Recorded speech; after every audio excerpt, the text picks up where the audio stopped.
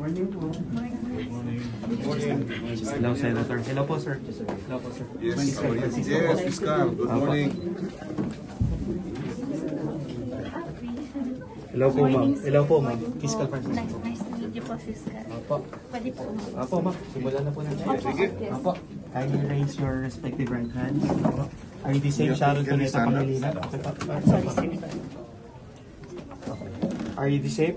Sharon Cuneta Pangilinan, Francis M. Pangilinan, the person who executed this complaint affidavit for this office. Have you read the contents of your joint complaint affidavit? Yes. You have firmly confirmed the truthfulness and veracity of the contents of your affidavit? Yes. Do you wish to amend any statement in this affidavit? Okay. Kindly sign your affidavit.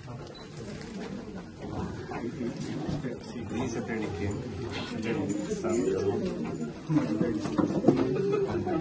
Sorry po, sir.